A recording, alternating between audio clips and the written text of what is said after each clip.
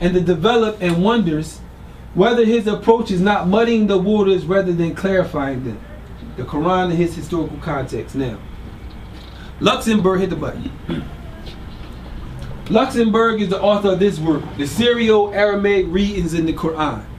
So, what we're saying is that, first of all, Christopher Luxemburg is not even his real name. That's not even his real name. So, number one, other scholars are saying it seemed kind of crazy. His work is coming in and sparking interest, but it really just muddying up the waters. He's not really contributing nothing to the study of trying to find out how this thing actually developed.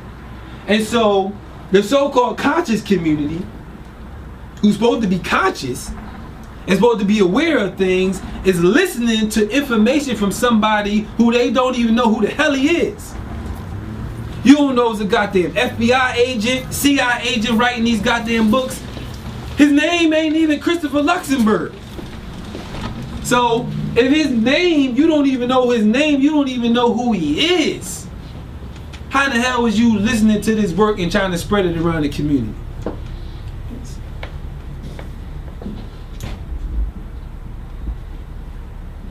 No. So other scholars comment on his work. Richard Crowe describes him as unaware of much of the other literature on the subject, and that quite a few of his theories are doubtful and motivated too much by a Christian apologetic agenda. And this is in the mission, dialectic, or visionary.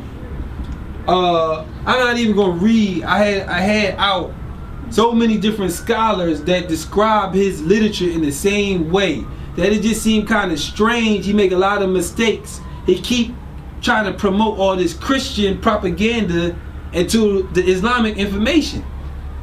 And it's very strange that you got this guy with this fake name and he keep putting out this work, this propaganda work that's trying to push this Christian Judeo agenda. And you Negroes fall for a hook, line, and sinker. Next slide. Yeah. Next.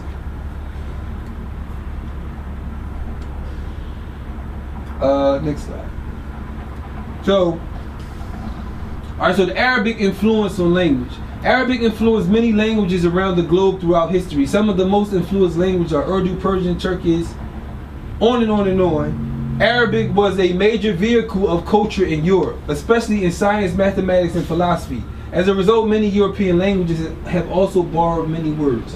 Why am I talking about this? Because languages develop when as they're interacting with different peoples that have different languages. So words come interchangeably in and out of different language groups when they make contact with different peoples.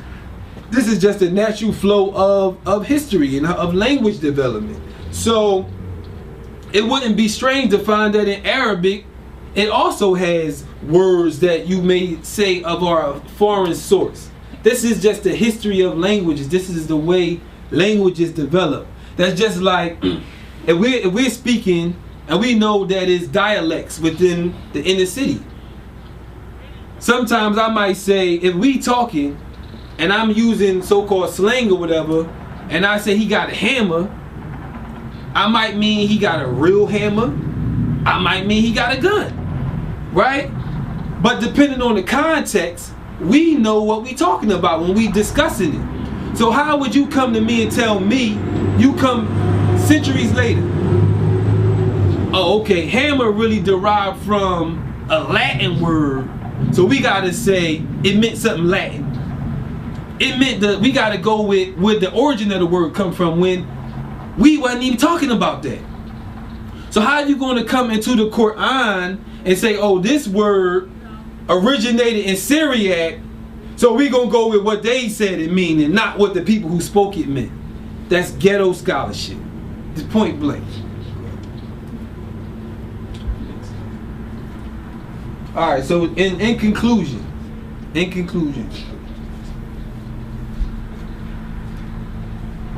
from the listings of the dated texts, it is clear that the name of the Prophet Muhammad appears very early in non-Muslim texts. The time period between the death of Muhammad and the earliest mention of him in the writings of Thomas the Priceber occurred a little over a year and a half. So a year and a half after his death, he's mentioned in a non-Islamic source. So you can't just deny that. The Muslims ain't make that up. That's in a non-Islamic source. They didn't make it up. 6th, 7th century Arabs were and are oral people, like many other Eastern people was and still are today.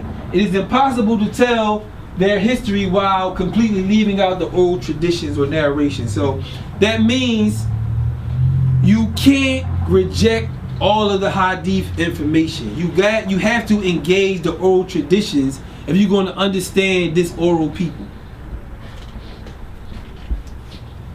The Ethiopian evidence is in such abundance that it would mean that if the life of Muhammad was invented, then they had to be in on the created story.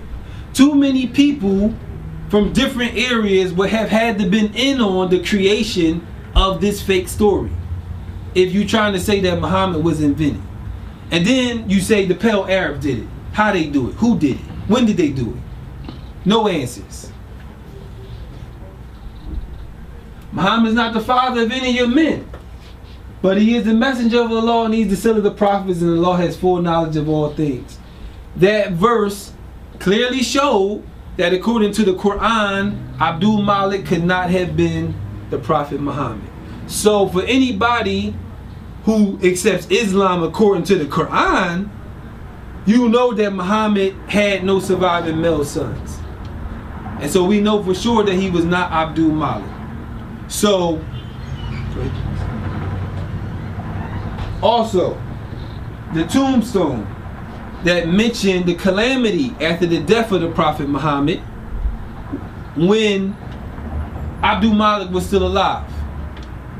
Once again, we know for certainty Abdul Malik was not the Prophet Muhammad, and the Prophet Muhammad was an actual historical figure.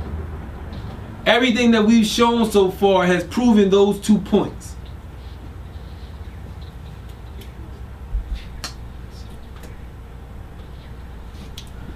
So, pretty much that concludes our discussion. And, I thank everybody for listening. If you have any, you want to get in contact with me in any way, you can email me at Nation of Kareem at AOL.com. That's all together. You spell Kareem Kareem. And, peace.